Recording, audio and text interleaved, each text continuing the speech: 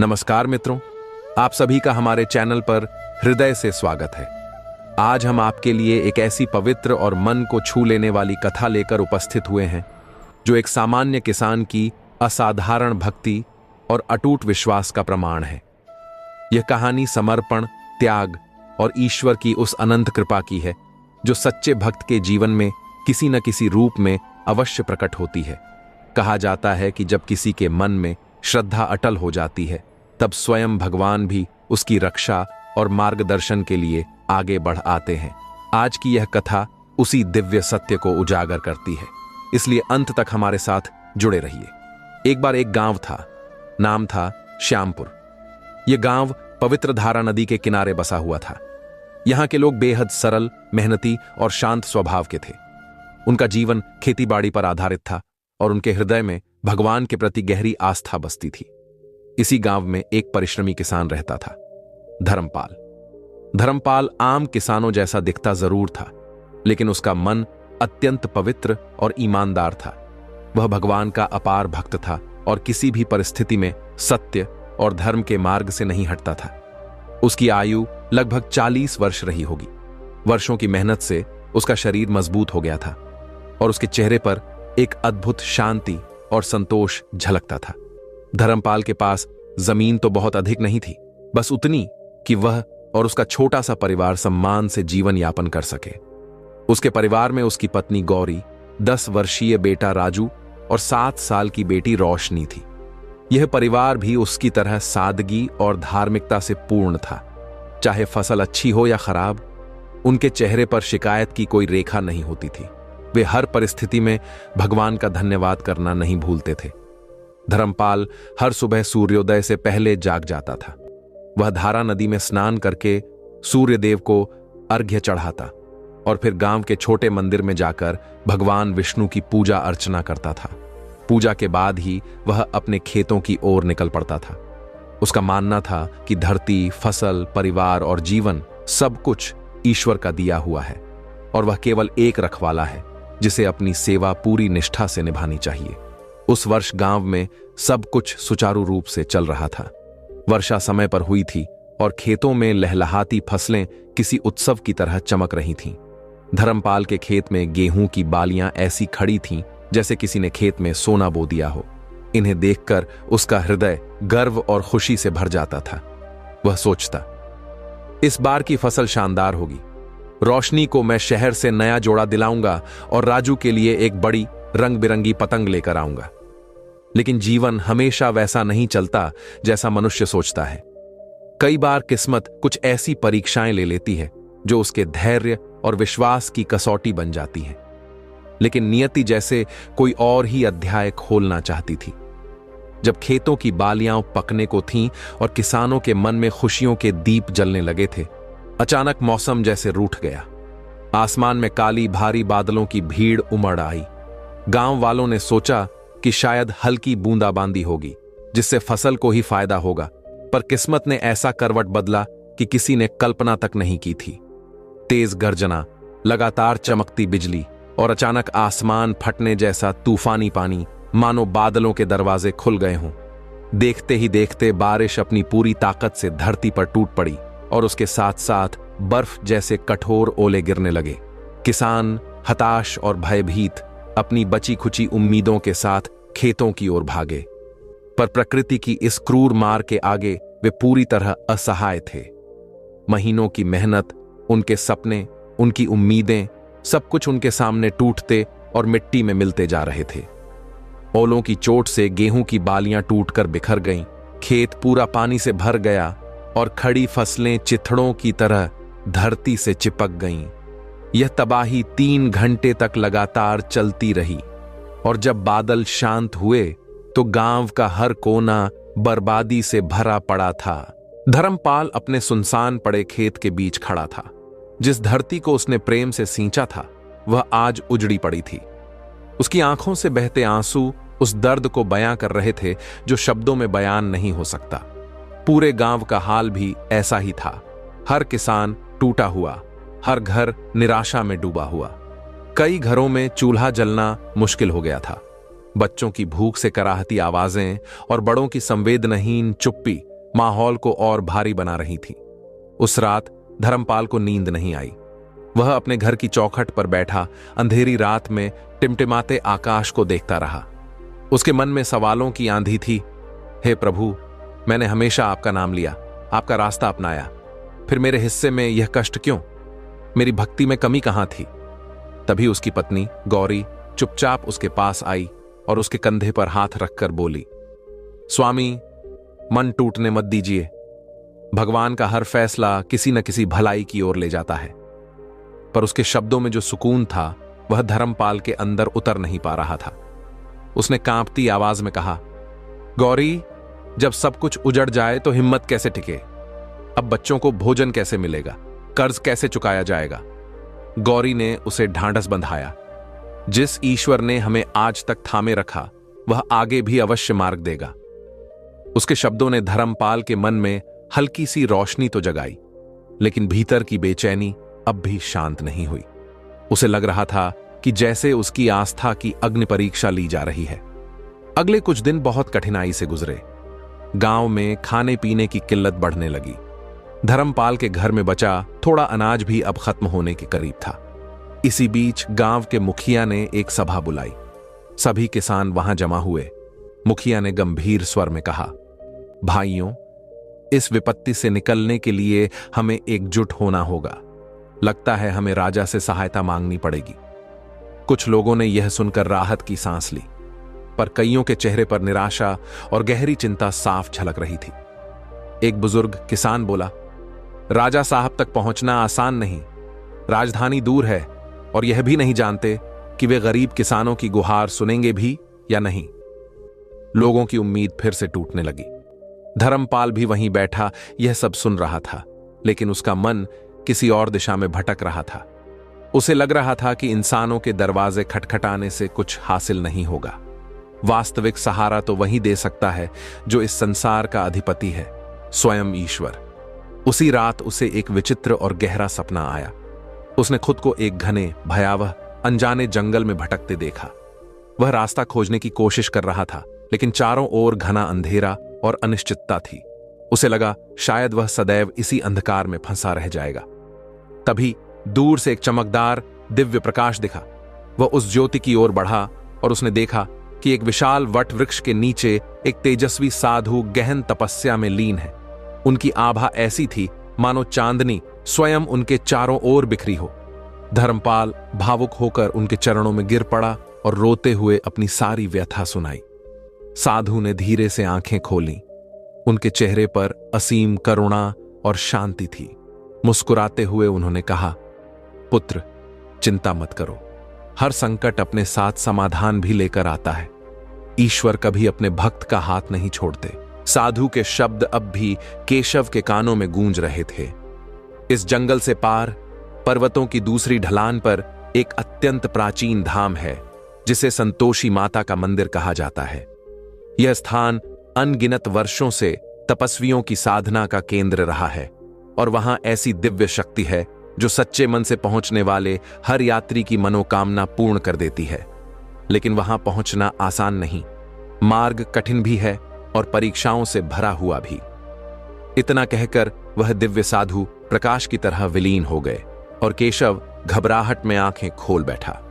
उसका शरीर पसीने से भीगा था, लेकिन उसके भीतर एक अनोखी ऊर्जा और आशा का संचार हो चुका था।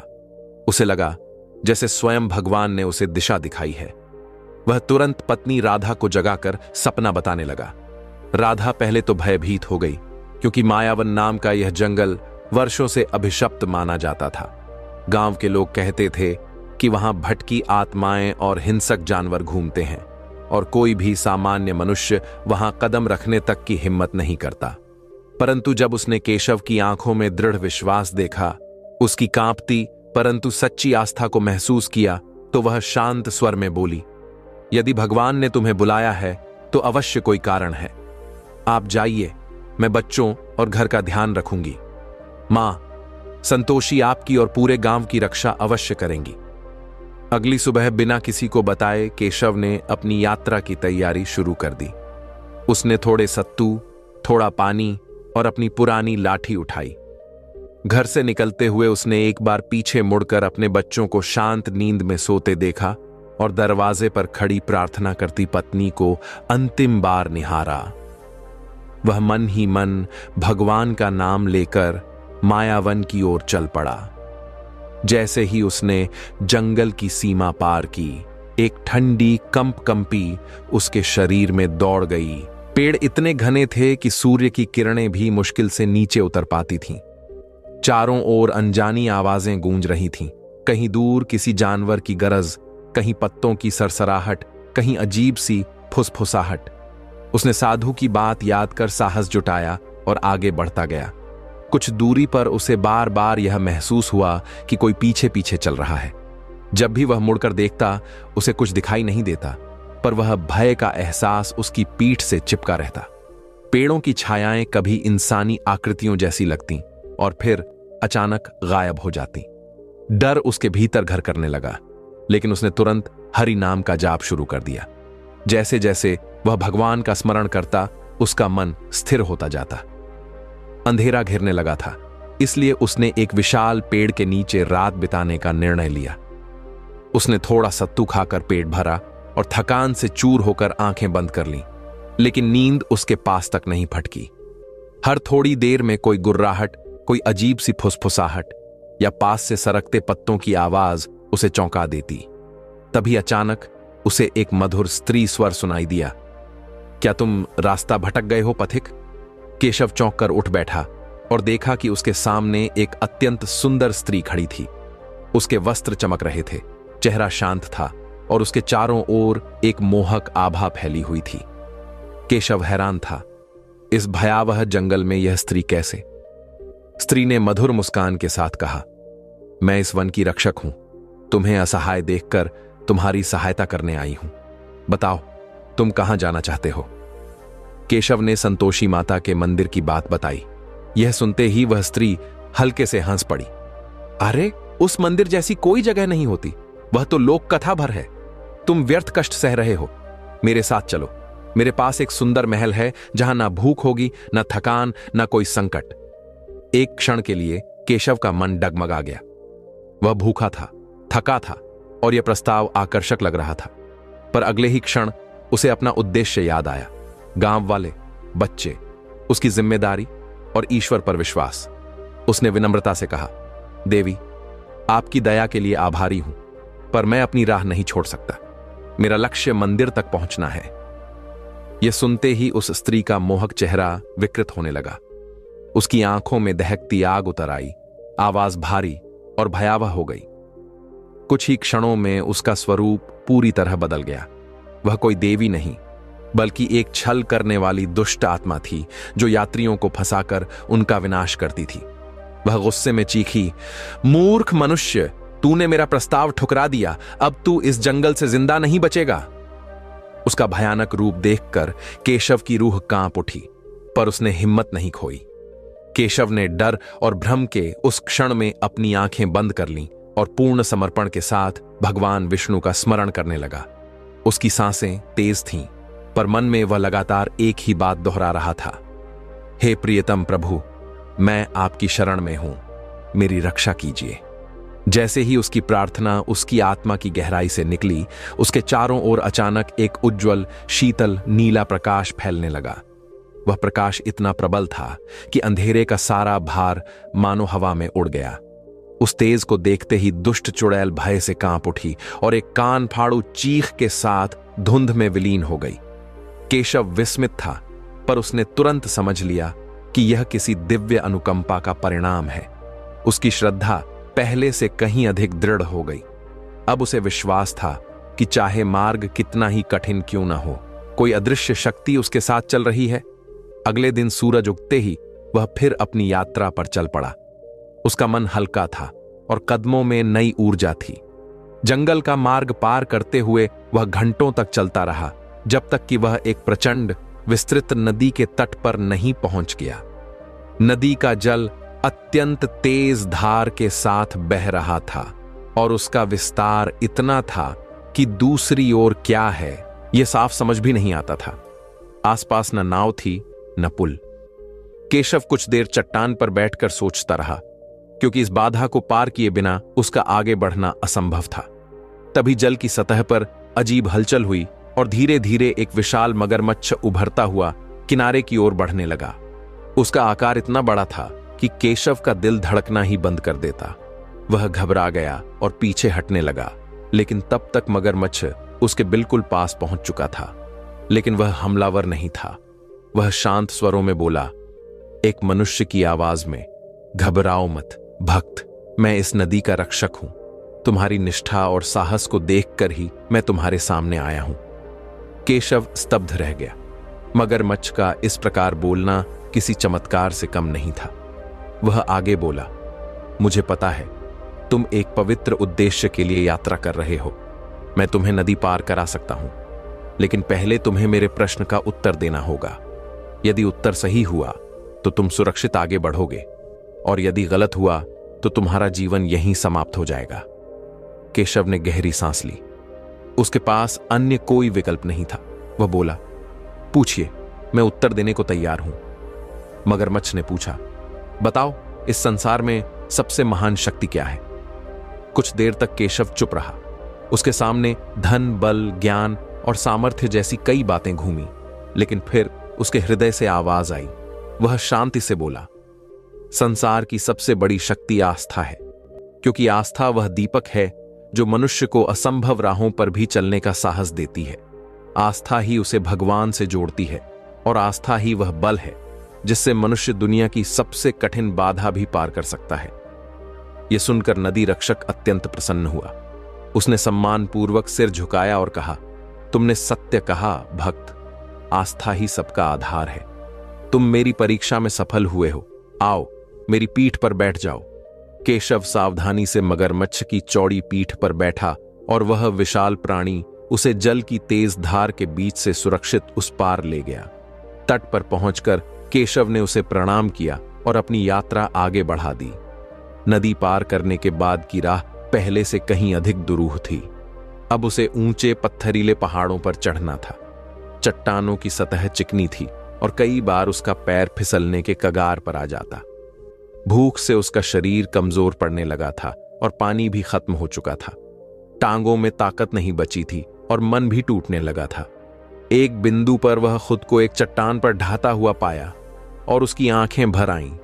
उसे लगा कि वह गांव, परिवार और भगवान सबकी अपेक्षाओं पर खरा नहीं उतर पाएगा।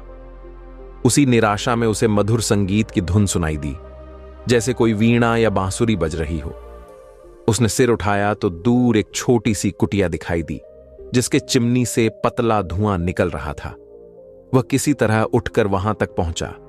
कुटिया के बाहर एक वृद्धा बैठी थी, जिसके हाथों में चरखा घूम रहा था। उसके चेहरे पर असंख्य झुर्रियां थीं, पर आंखें इतनी करुणा से भरी थीं मानो वह सब जानती हो। केशव ने उन्हें प्रणाम किया। वह मुस्कुराई और बोली, आ जाओ पुत्र, मैं जानती थी कि तुम आज यहां तक पहुंचने वाले हो। तुम थक गए हो, भीतर चलकर विश्राम करो। यह सुनकर केशव हतप्रभ रह गया। उन्हें कैसे पता था कि वह आएगा? वह जब कुटिया में घुसा तो देखा कि वह भले ही छोटी थी, लेकिन वातावरण शांत और पवित्र था। वृद्धा ने उसे ठंडा जल दिया और कुछ फल खाने को दिए। जैसे ही केशव ने वे फल खाए, उसकी थकान गायब होने लगी, मानो उसमें कोई दिव्य शक्ति थी। उसने सम्मानपूर्वक पूछा, मां, आप कौन हैं? आपको मेरे बारे में कैसे पता चला? वृद्धा ने कोमल मुस्कान के साथ कहा, मैं कौन हूं यह जानना आवश्यक नहीं। आवश्यक यह है कि तुमने अपने लिए नहीं, बल्कि दूसरों की भलाई के लिए यह कठिन यात्रा चुनी है। तुम्हारा तप, तुम्हारी निष्ठा सब संतोषी माता देख रही हैं, और तुम्हारी परीक्षा अभी बाकी है। फिर वह गंभीर होकर बोली, मंदिर अब दूर नहीं है, बस इस पहाड़ को पार कर लो। लेकिन उस शिखर पर एक गुफा है जिसमें अहंकार नाम का एक प्रबल राक्षस रहता है। उसका उद्देश्य भक्तों के भीतर भ्रम और घमंड पैदा करना है, ताकि वे लक्ष्य तक न पहुंच सकें। वह तुम्हें शक्ति, सम्मान और वैभव का लालच देगा। यदि तुम उसके छल में फंस गए तो तुम्हारी सारी साधना व्यर्थ हो जाएगी। केशव चिंतित होकर बोला, मां, मैं ऐसे राक्षस से कैसे लड़ूंगा? उसके जाल से खुद को बचाऊं कैसे?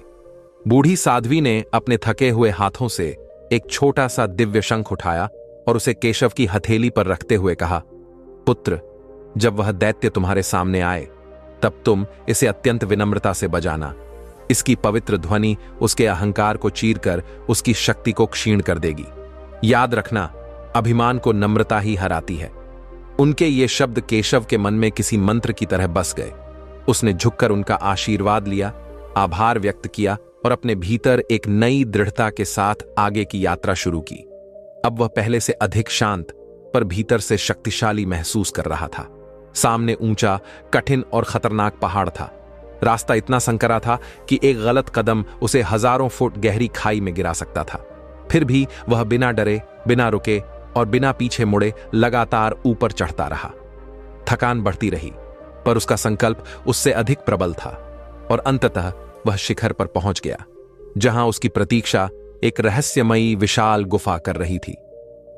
गुफा का द्वार काले अंधकार में डूबा था और भीतर से किसी दैत्य की गुर्राहट पहाड़ों को कंपा रही थी। केशव ने समझ लिया कि यह वही स्थान है जिसके बारे में वृद्धा माता ने बताया था।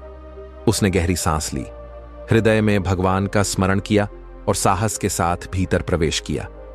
अंदर का अंधेरा इतना घना था कि उसे अपना हाथ भी दिखाई नहीं दे रहा था। तभी अचानक दो जलती हुई लाल आंखें चमक उठीं और धीरे धीरे एक विशालकाय दैत्य का भयावह शरीर प्रकट होने लगा। उसकी गरजती हुई आवाज गुफा को हिला गई। कौन है तुम? किस धृष्टता से मेरी गुफा में घुसे हो? क्या तुम्हें जीवन प्यारा नहीं? केशव ने हाथ जोड़कर नम्र स्वर में कहा, हे दैत्यराज, मैं एक साधारण किसान हूं। संतोषी माता के दर्शन के लिए इस मार्ग से गुजर रहा हूं। कृपा कर मुझे जाने दें। उसकी यह विनम्रता सुनकर दैत्य ठहाका मारकर हंस पड़ा और बोला, साधारण नहीं, तुम साधारण नहीं हो। तुमने मायावी तांत्रिका को पराजित किया, मगरमच्छ की कठिन पहेली का उत्तर पाया और दुर्गम पहाड़ों को पार किया। यह कार्य किसी सामान्य मनुष्य के वश की बात नहीं। तुम में अद्भुत सामर्थ्य है। उसके शब्दों में एक विचित्र चापलूसी थी जो केशव के मन में अहंकार पैदा करने का जाल बुन रही थी। एक क्षण के लिए केशव को भी अपने कार्यों पर गर्व महसूस हुआ और उसी पल दैत्य का शरीर और भी विशाल होने लगा। परंतु तभी उसे वृद्धा माता की सीख याद आई। वह समझ गया कि दैत्य उसकी बढ़ती हुई अहंता से ही शक्ति प्राप्त कर रहा है। तुरंत केशव घुटनों के बल धरती पर बैठ गया और बोला, हे महादैत्य, मैं महान नहीं हूं। मेरे भीतर कोई बल नहीं। जो भी हुआ मेरे प्रभु की कृपा से हुआ है। मैं तो बस उनका एक दास हूं, एक तुच्छ प्राणी। यह कहते हुए उसने झोली से शंख निकाला और बिल्कुल शांत पवित्र भाव से उसे बजाया। शंख की दिव्य ध्वनि गुफा के हर कोने में गूंज उठी। जैसे ही वह ध्वनि दैत्य के कानों तक पहुंची, वह दर्द से तड़पने लगा। उसका विराट शरीर सिकुड़ना शुरू हो गया। वह चीखता हुआ बोला, नहीं, कोई इतना विनम्र कैसे हो सकता है? यह असंभव है। कुछ ही क्षणों में वह छोटा होकर कीड़े जितना हो गया और पत्थरों की दरार में गायब हो गया। दैत्य के विलुप्त होते ही गुफा में प्रकाश फैल गया। चट्टानें अपने आप हट गईं और गुफा का पिछला भाग खुलकर एक दिव्य दृश्य प्रकट करने लगा। यह दृश्य देखकर केशव की आंखें विस्मय से खुली की खुली रह गईं। उसके सामने कुछ ऐसा था जिसकी कल्पना भी उसने यात्रा शुरू करते समय नहीं की थी। सामने एक सुंदर घाटी थी जिसमें हजारों तरह के फूल खिले हुए थे। एक झरना बह रहा था और पक्षी चहचहा रहे थे और उस घाटी के बीचों बीच सोने की तरह चमकता हुआ एक भव्य मंदिर था। केशव समझ गया कि यही संतोषी माता का मंदिर है, इनगोक है। उसकी आंखों से खुशी के आंसू बहने लगे। उसकी यात्रा सफल हो गई थी। वह दौड़ता हुआ मंदिर की ओर गया। मंदिर के द्वार अपने आप खुल गए। अंदर मां संतोषी की एक बहुत ही सुंदर और ममतामयी मूर्ति थी। मां के चेहरे पर एक दिव्य मुस्कान थी। केशव मां की मूर्ति के सामने साष्टांग लेट गया। वह कुछ बोल नहीं पा रहा था, बस रोता जा रहा था।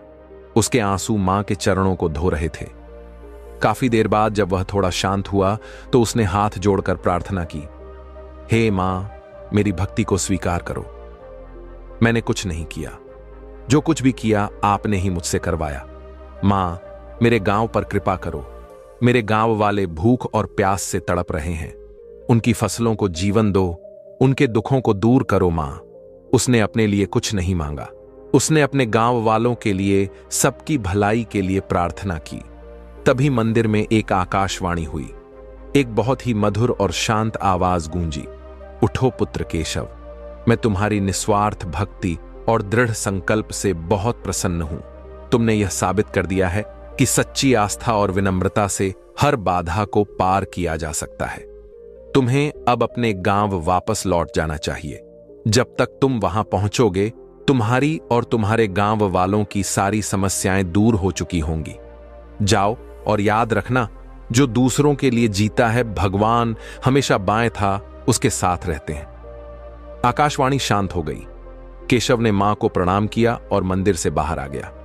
उसका दिल कृतज्ञता और शांति से भरा हुआ था। जब वह वापस पहाड़ से उतर रहा था तो उसे रास्ते में न तो कोई फिसलन मिली और ना ही कोई थकान महसूस हुई। ऐसा लग रहा था जैसे कोई अदृश्य शक्ति उसे सहारा दे रही हो। जब वह नदी के पास पहुंचा तो वही मगरमच्छ उसका इंतजार कर रहा था। उसने केशव को फिर से नदी पार कराई। जंगल का रास्ता भी अब डरावना नहीं लग रहा था। कुछ ही दिनों में केशव अपने गांव की सीमा पर पहुंच गया। जैसे ही उसने गांव में कदम रखा, वह हैरान रह गया।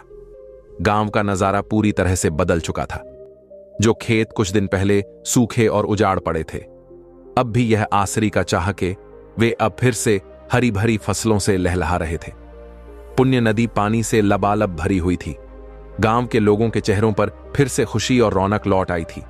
बच्चे खेल रहे थे और औरतें मंगल गीत गा रही थीं। केशव को अपनी आंखों पर यकीन नहीं हुआ। तभी गांव वालों की नजर उस पर पड़ी। वे सब दौड़कर उसके पास आए। केशव, तुम आ गए। तुम कहां चले गए थे?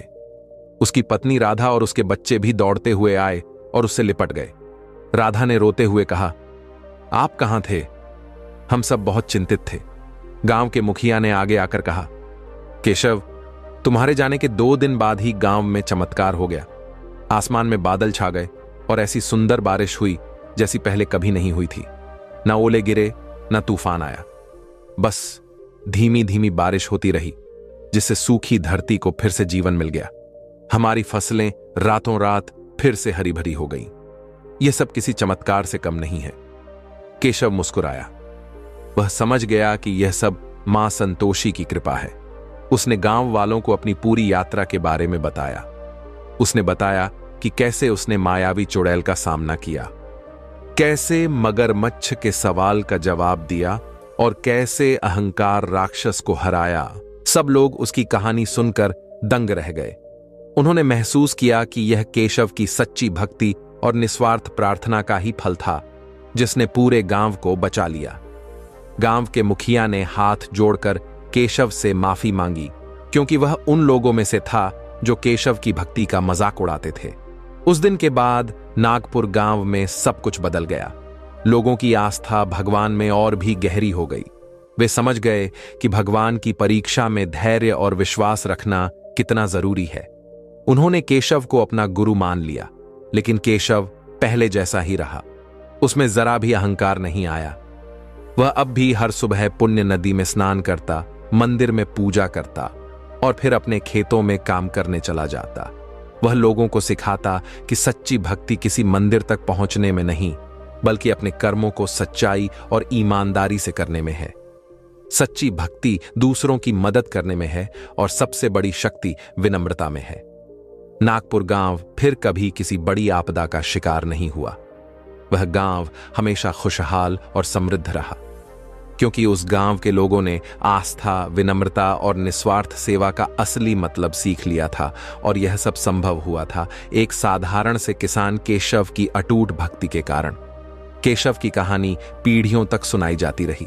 वह एक मिसाल बन गया कि अगर इंसान का दिल सच्चा हो और उसकी आस्था अटल हो, तो वह भगवान को भी पा सकता है और बड़ी से बड़ी मुश्किलों पर भी विजय प्राप्त कर सकता है। उसका जीवन इस बात का प्रतीक बन गया कि भक्ति का मार्ग कांटों भरा हो सकता है, लेकिन उसका अंत हमेशा सुखद और कल्याणकारी होता है। साल बीतते गए। केशव अब बूढ़ा हो चला था। उसके बाल सफेद हो गए थे और चेहरे पर उम्र की लकीरें खींच गई थीं, लेकिन उसकी आंखों में वही शांति और संतोष का भाव था। उसका बेटा सोहन अब एक नौजवान किसान बन चुका था। और पूरी लगन से खेती का काम संभालता था। बेटी सीता का विवाह पास के ही एक अच्छे घर में हो गया था। एक शाम केशव अपने घर के आंगन में बैठा माला जप रहा था। उसका पूरा परिवार उसके पास बैठा था। सोहन ने पूछा, पिताजी, आपने जीवन में इतनी बड़ी बड़ी कठिनाइयों का सामना किया। मायावन की वह यात्रा कितनी भयानक रही होगी। क्या आपको कभी ऐसा नहीं लगा कि सब कुछ छोड़कर लौट आऊं? केशव ने मुस्कुराते हुए माला को नीचे रखा और कहा, बेटा, जब तक मन में स्वार्थ होता है तभी तक डर लगता है, तभी तक लौटने का विचार आता है। जब मैंने वह यात्रा शुरू की थी तो मेरे मन में केवल एक ही लक्ष्य था, मेरे गांव वालों का कल्याण। जब लक्ष्य राय इकट्ठे यह खुद से बड़ा हो जाता है तो हिम्मत अपने आप आ जाती है। और सबसे बड़ी बात, मुझे एक पल के लिए भी ऐसा नहीं लगा कि मैं अकेला हूं। मुझे हमेशा महसूस होता था कि मेरे प्रभु मेरे साथ चल रहे हैं, मेरा हाथ थामे हुए हैं। उसने आगे कहा, जीवन भी मायावन की तरह ही है बेटा। यहां भी तुम्हें मायावी चुड़ैल की तरह मोह और लालच मिलेंगे जो तुम्हें तुम्हारे रास्ते से भटकाने की कोशिश करेंगे। यहां भी अहंकार रूपी राक्षस तुम्हारे मन में घमंड पैदा करने की कोशिश करेगा। लेकिन अगर तुम्हारी आस्था सच्ची है और तुम्हारा मन निर्मल है तो कोई भी शक्ति तुम्हें तुम्हारे लक्ष्य तक पहुंचने से नहीं रोक सकती। उसकी बातें सुनकर पूरे परिवार की आंखों में श्रद्धा के आंसू आ गए। कुछ वर्षों बाद एक दिन सुबह जब केशव पूजा कर रहा था तो उसने शांति से अपने प्राण त्याग दिए। उसके चेहरे पर एक दिव्य मुस्कान थी, जैसे वह किसी गहरी नींद में सो गया हो। पूरा नागपुर गांव उसके अंतिम संस्कार में शामिल हुआ। लोगों को ऐसा लग रहा था जैसे उन्होंने अपना रक्षक खो दिया है। लेकिन केशव मरकर भी अमर हो गया था। उसकी सिखाई हुई बातें, उसकी भक्ति की कहानी गांव के हर बच्चे की जुबान पर थी। गांव वालों ने उस छोटे से मंदिर का नाम केशव नारायण मंदिर रख दिया, क्योंकि उनके लिए केशव भगवान का ही रूप था। और कहते हैं, आज भी जब नागपुर गांव पर कोई संकट आने वाला होता है तो गांव वालों को मायावन की दिशा से एक दिव्य शंख की ध्वनि सुनाई देती है जो उन्हें आने वाले खतरे से आगाह कर देती है। लोगों का मानना है कि यह उनके प्रिय केशव की ही आत्मा है जो आज भी अपने गांव की रक्षा कर रही है। इस तरह एक साधारण किसान ने अपनी असाधारण भक्ति से न सिर्फ अपने गांव को बचाया बल्कि यह भी सिखाया कि इंसान का सबसे बड़ा धन उसकी आस्था, सबसे बड़ा हथियार उसकी विनम्रता और सबसे बड़ा कर्म निस्वार्थ सेवा है। यही जीवन का सार है। नागपुर की यह कहानी केशव के साथ समाप्त नहीं हुई। असल में सच्ची कहानियां कभी समाप्त नहीं होती। वे बस एक पीढ़ी से दूसरी पीढ़ी तक अपना रूप बदल लेती हैं। केशव की भक्ति और त्याग ने नागपुर को एक वरदान दिया था। गांव में सुख और समृद्धि का वास था। पुण्य नदी हमेशा पानी से भरी रहती, खेत सोना उगलते और गांव घा के लोगों के मन में संतोष था। केशव के जाने के बाद उसके बेटे सोहन ने उसकी विरासत को संभाला। सोहन बिल्कुल अपने पिता पर गया था, शांत, मेहनती और ईश्वर में अटूट विश्वास रखने वाला दो। उसने न सिर्फ अपने खेतों को संभाला बल्कि पूरे गांव के लिए एक मार्गदर्शक बन गया। लोग अपनी छोटी बड़ी हर समस्या लेकर उसके पास आते और सोहन उन्हें अपने पिता से सीखी हुई बातों और विवेक से सही रास्ता दिखाता। 20 साल गुजर गए। नागपुर अब पहले से भी ज्यादा समृद्ध हो चुका था। गांव में किसी चीज की कमी नहीं थी, लेकिन समृद्धि के साथ एक अनचाही चीज भी गांव में धीरे धीरे पैर पसार रही थी, आत्मसंतोष और एक तरह का आध्यात्मिक आलस। केशव के समय के लोग जिन्होंने उस भयानक सूखे और फिर उस चमत्कार को अपनी आंखों से देखा था, अब बूढ़े हो चुके थे या इस दुनिया में नहीं थे। नई पीढ़ी ने तो सिर्फ कहानियां सुनी थी। उनके लिए केशव की यात्रा एक लोक कथा जैसी थी। वे पूजा पाठ करते थे, मंदिर जाते थे, लेकिन उनकी भक्ति में वह गहराई, वह तड़प नहीं थी जो उनके पूर्वजों में थी। वे ईश्वर को धन्यवाद देने के लिए नहीं बल्कि एक आदत की तरह पूजते थे। उन्हें लगता था कि नागपुर तो भगवान का प्रिय गांव है, यहां कभी कोई संकट आ ही नहीं सकता। उनके मन में एक अनकहा अभिमान बस गया था। सोहन इस बदलाव को महसूस कर रहा था और यह बात उसे अंदर ही अंदर चिंतित करती थी। वह लोगों को समझाने की कोशिश करता, भाइयों, हमें ईश्वर की कृपा को सहज नहीं मान लेना चाहिए। भक्ति का अर्थ केवल दिया जलाना नहीं, बल्कि अपने मन के अहंकार को जलाना है। मेरे पिताजी ने मायावन में राक्षसों से नहीं, अपने अंदर के डर, लालच और अहंकार से लड़ाई लड़ी थी। लोग उसकी बातें सुनते, सिर हिलाते, लेकिन उनके जीवन में कोई खास बदलाव नहीं आता। वे सोहन का आदर करते थे, पर उसकी बातों की गहराई को समझ नहीं पाते थे। सोहन को कभी कभी अकेलापन महसूस होता। उसे लगता कि वह अपने पिता की विरासत को सही से संभाल नहीं पा रहा है। उसी समय राज्य में एक बड़ा राजनीतिक परिवर्तन हुआ। पुराने राजा, जो बहुत ही धार्मिक और दयालु थे, उनका देहांत हो गया। उनकी जगह उनका बेटा राजकुमार नरपत सिंह गद्दी पर बैठा। राजा नरपत सिंह अपने पिता से बिल्कुल अलग था।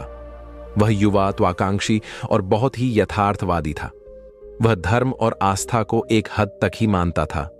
उसका विश्वास अपनी सेना, अपनी तिजोरी और अपनी प्रशासनिक नीतियों पर ज्यादा था। राजा बनते ही नरपत सिंह ने पूरे राज्य का लेखा जोखा मंगवाया। जब उसकी नजर नागपुर गांव पर पड़ी तो वह चौंक गया। नागपुर एक बहुत ही समृद्ध गांव था, लेकिन उससे आने वाला कर, आय टैक्स न के बराबर था। पुराने राजा ने केशव की भक्ति से प्रसन्न होकर नागपुर को करों में विशेष छूट दे रखी थी। नरपत सिंह को यह बात बिल्कुल पसंद नहीं आई। उसने अपने मंत्री से कहा, यह क्या बात हुई? एक गांव सिर्फ इसलिए कर नहीं देगा क्योंकि वहां किसी किसान ने 100 साल पहले कोई चमत्कार किया था। चमत्कार से राज्य का पेट नहीं भरता। मंत्री जी, खजाना अन्न और स्वर्ण से भरता है। मंत्री ने समझाने की कोशिश की, महाराज, नागपुर के लोग बहुत आस्थावान हैं। कहते हैं कि उन पर स्वयं संतोषी माता की कृपा है। उन्हें नाराज करना ठीक नहीं होगा। नरपत सिंह, हंसा मंत्री जी, आप भी पुरानी कहानियों में विश्वास करते हैं। मैं सिर्फ एक चीज में विश्वास करता हूं, राज्य की शक्ति, और शक्ति के लिए धन चाहिए। नागपुर को भी बाकी गांवों की तरह पूरा कर देना होगा, बल्कि उनकी समृद्धि को देखते हुए उन्हें 2 गुना कर देना होगा। राजा का फरमान जारी हो गया। शाही हरकारे नागपुर पहुंचे और पंचायत में राजा का आदेश सुनाया। आदेश सुनकर गांव वालों के पैरों तले जमीन खिसक गई। उन पर इतना भारी कर लगा दिया गया था कि उसे चुकाने के लिए उन्हें अपनी साल भर की कमाई और जमा पूंजी भी देनी पड़ जाती। गांव में हाहाकार मच गया। जो लोग कल तक अपनी समृद्धि पर इतराते थे, आज उनके चेहरों पर हवाइयां उड़ रही थीं। वे भागे भागे सोहन के पास पहुंचे। एक ग्रामीण ने रोते हुए कहा, सोहन भैया, यह क्या हो गया? राजा हम पर इतना बड़ा अत्याचार कैसे कर सकता है? हम यह कर कैसे चुकाएंगे? हमारे बच्चे तो भूखे मर जाएंगे। दूसरा बोला, अब क्या होगा? संतोषी मां हमारी मदद क्यों नहीं कर रही? उनकी बातों में अब डर और उलाहना थी। उनकी आस्था, जो सुख के दिनों में एक आभूषण की तरह थी, दुख आते ही कांच की तरह चटकने लगी थी। सोहन ने सबको शांत किया। उसने कहा, भाइयों, घबराने से कुछ नहीं होगा। यह भी शायद ईश्वर की कोई परीक्षा है। परपाद, वह देखना चाहते हैं कि हमारी आस्था कितनी सच्ची है। एक नौजवान गुस्से में बोला, कैसी परीक्षा सोहन? हमारे पूर्वजों ने भक्ति की, उसका फल हमें मिलना चाहा, यह था। अब हम क्यों परीक्षा दें? हमें इस फरमान का विरोध करना चाहिए। हम कर नहीं देंगे। गांव में 2 गुट बन गए। कुछ लोग विरोध करने और विद्रोह करने की बात कर रहे थे, जबकि कुछ लोग डर कर गांव छोड़कर भाग जाने की सोच रहे थे। सोहन ने उन्हें समझाया, विद्रोह करना या भाग जाना दोनों ही कायरता है। यह मेरे पिता का सिखाया हुआ मार्ग नहीं है। उन्होंने हमें सत्य और विनम्रता का मार्ग दिखाया है। मैं राजधानी राजगढ़ जाऊंगा और राजा नरपत सिंह से स्वयं बात करूंगा। मैं उन्हें समझाने की कोशिश करूंगा कि हम अपराधी नहीं, भक्त हैं। गांव के एक बुजुर्ग ने कहा, बेटा, यह पागलपन है। नया राजा बहुत कठोर है।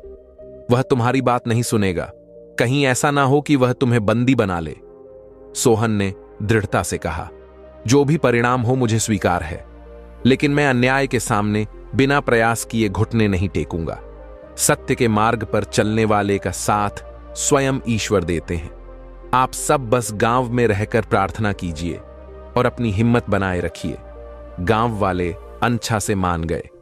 सोहन ने अपनी यात्रा की तैयारी की।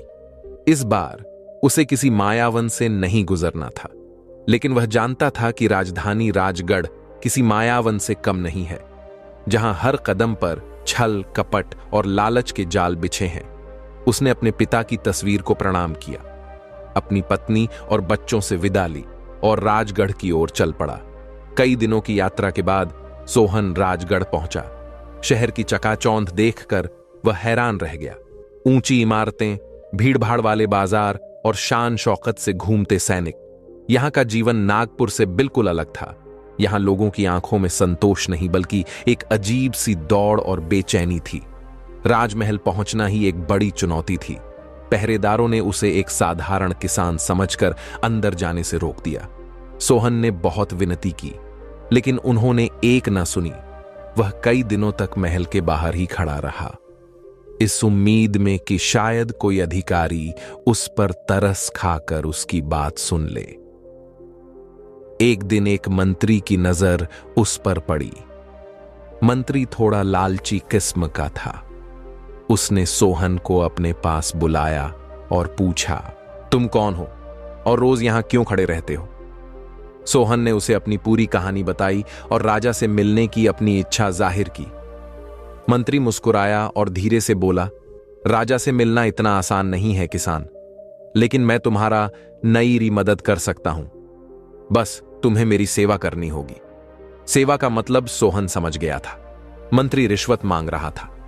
एक पल के लिए सोहन के मन में विचार आया कि थोड़ा बहुत धन देकर अगर काम बन जाए तो क्या हर्ज है, लेकिन फिर उसे अपने पिता के शब्द याद आए, सत्य का मार्ग कठिन हो सकता है, पर वही एकमात्र सही मार्ग है। सोहन ने हाथ जोड़कर विनम्रता से कहा, मंत्री जी, मैं एक गरीब किसान हूं। मेरे पास आपको देने के लिए धन तो नहीं है, लेकिन मेरे गांव वालों की दुआएं हैं। अगर आप मेरी मदद करेंगे तो ईश्वर आपका भला करेगा। यह सुनकर मंत्री को गुस्सा आ गया। जा बड़ी बड़ी बातें करता है, जब तक जेब गर्म नहीं करोगे यहां से कोई तुम्हारी मदद नहीं करेगा। यह कहकर मंत्री वहां से चला गया। सोहन निराश हो गया, लेकिन उसने हिम्मत नहीं हारी। वह जानता था कि यह उसकी पहली परीक्षा थी। उसने गलत रास्ते को नहीं चुना, इसका उसे संतोष था। वह वहीं महल के द्वार पर बैठकर ईश्वर का भजन करने लगा।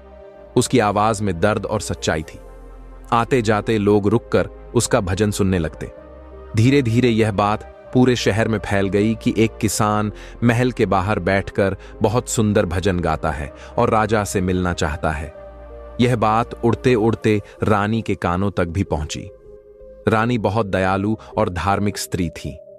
उन्होंने इस किसान के बारे में जानने की इच्छा जताई। रानी के आदेश पर सोहन को महल के अंदर बुलाया गया। उसे रानी के समक्ष प्रस्तुत किया गया। सोहन ने रानी को अपनी और अपने गांव की पूरी व्यथा सुनाई। उसकी बातों में इतनी सच्चाई और आंखों में इतनी मासूमियत थी कि रानी का दिल पिघल गया। रानी ने उसे आश्वासन दिया, तुम चिंता मत करो किसान, मैं महाराज से तुम्हारी भेंट का प्रबंध करवाऊंगी। मुझे विश्वास है कि वह तुम्हारी बात जरूर समझेंगे। अगले दिन सोहन को राजसभा में बुलाया गया। विशाल और भव्य सभा में राजा नरपत सिंह अपने सिंहासन पर बैठे थे। उनके चारों ओर मंत्री और सलाहकार थे। सोहन को देखकर राजा की त्योरियां चढ़ गईं। तो तुम हो वह किसान जो हमारे महल के बाहर तमाशा कर रहा था? राजा ने कठोर स्वर में पूछा।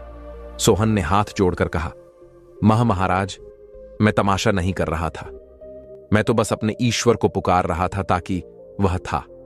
मुझ जैसे असहाय की आवाज आप तक पहुंचा दें। मैं नागपुर गांव से आया हूं।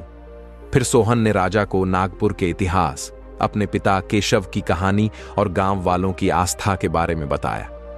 उसने बताया कि कैसे गांव वालों ने कभी कर देने से मना नहीं किया, लेकिन यह नया कर उनकी क्षमता से बाहर है। सारी बात सुनकर राजा नरपत सिंह उपहास से हंसा।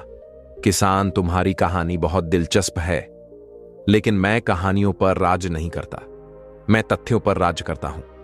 तथ्य यह है कि तुम्हारा गांव समृद्ध है और राज्य को धन की आवश्यकता है।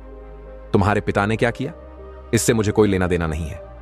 मैं वर्तमान में जीता हूं। सोहन ने विनती की, महाराज, हमारी आस्था ही हमारी सबसे बड़ी दौलत है। कृपया हमारी आस्था का सम्मान कीजिए। राजा नरपत सिंह अचानक गंभीर हो गया। वह अपने सिंहासन से उठा और सोहन के पास आया। उसने सोहन की आंखों में झांकते हुए कहा, ठीक है किसान, तुम अपनी आस्था की बहुत दुहाई दे रहे हो। मैं तुम्हें एक अवसर देता हूं अपनी आस्था को साबित करने का।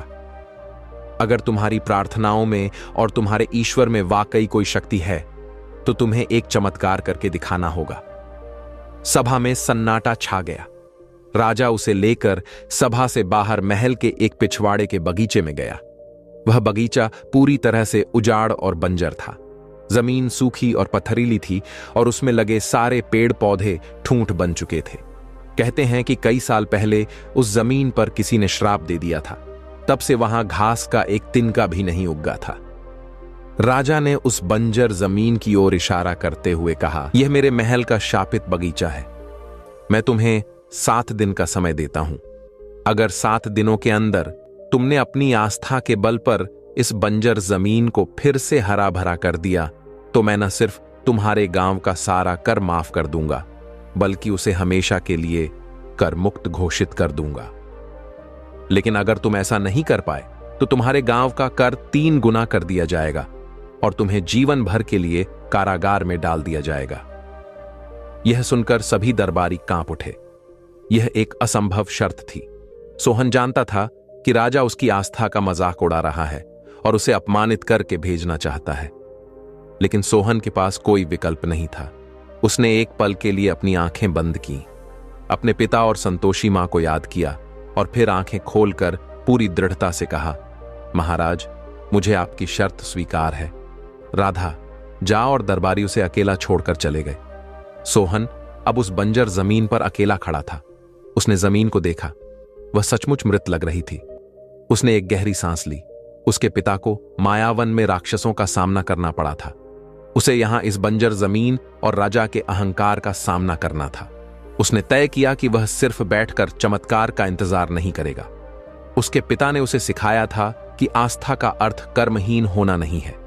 पहले दिन उसने एक कुदाल और फावड़ा मांगा और अकेले ही उस कठोर पथरीली जमीन को खोदना शुरू कर दिया। दिन भर की मेहनत के बाद वह कुछ इंच ही खोद पाया। उसके हाथों में छाले पड़ गए और शरीर पसीने से तरबतर हो गया। रात को वह वहीं जमीन पर सो गया। दूसरे दिन, तीसरे दिन वह लगातार काम करता रहा। वह भगवान से यह नहीं कहता कि इस जमीन को हरा कर दो। वह कहता, हे प्रभु, मुझे शक्ति दो ताकि मैं अपना काम पूरी लगन से कर सकूं। मुझे हिम्मत दो ताकि मैं परिणाम की चिंता किए बिना अपना कर्म करता रहूं। सोहन ने जमीन का एक छोटा सा हिस्सा नरम और भुरभुरा बना दिया था। वह अपने हिस्से का पानी उस जमीन पर छिड़कता जैसे कोई मां अपने बच्चे को सहला रही हो। उसके पूरे शरीर में दर्द था।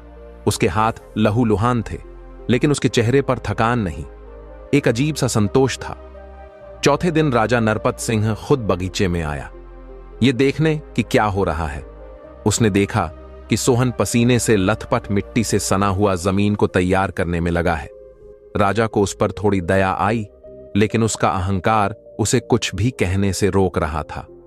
राजा ने व्यंग से कहा, किसान, 4 दिन बीत गए, मुझे तो यहां एक भी अंकुर नहीं दिख रहा। तुम्हारी आस्था काम नहीं कर रही शायद। सोहन ने काम रोककर हाथ जोड़कर उत्तर दिया, महाराज, बीज बोने से पहले खेत तैयार करना पड़ता है। मैं अभी वही कर रहा हूं। आस्था कोई जादू की छड़ी नहीं है महाराज। आस्था तो वह धीरज है जो किसान को बीज बोने के बाद फसल पकने तक रखना पड़ता है। सोहन का जवाब सुनकर राजा निरुत्तर हो गया। उसकी बातों में कोई शिकायत या निराशा नहीं थी, बल्कि एक गहरा ज्ञान और शांति थी। छठा दिन आ गया। अब तक सोहन ने जमीन का एक अच्छा खासा टुकड़ा तैयार कर लिया था, लेकिन उसके पास बोने के लिए कोई बीज नहीं था। वह जानता था कि अब वह शारीरिक श्रम से और कुछ नहीं कर सकता। जो करना था ईश्वर को ही करना था।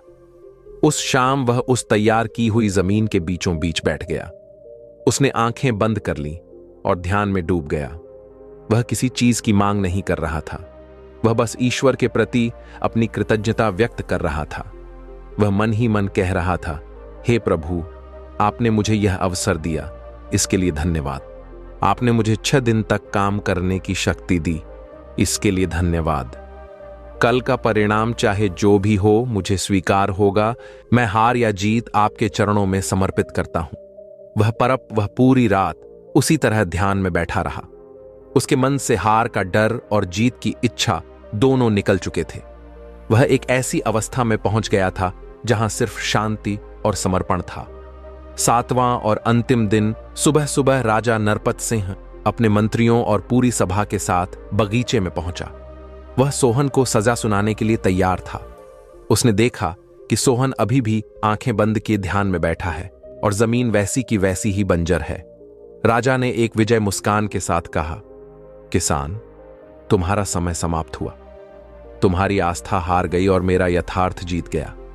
तुमने मेरे राज्य को धोखा देने की कोशिश की। सैनिकों, इसे ले जाओ और कारागार में डाल दो। सैनिक सोहन की ओर बढ़े। सोहन ने धीरे धीरे अपनी आंखें खोली। उसके चेहरे पर ना कोई डर था, ना कोई चिंता। उसने उठकर राजा को प्रणाम किया और बोला, महाराज, मैं आपका निर्णय स्वीकार करता हूं। शायद मेरे ईश्वर की यही इच्छा थी। उसने पूरी गरिमा और शांति के साथ अपने आप को सैनिकों के हवाले कर दिया। वह एक हारा हुआ इंसान नहीं लग रहा था, बल्कि एक ऐसा योद्धा लग रहा था जो अपना सर्वश्रेष्ठ प्रदर्शन करने के बाद परिणाम को स्वीकार कर रहा हो। राजा और सभी दरबारी उसकी इस शांति को देखकर चकित थे। तभी एक अद्भुत घटना घटी।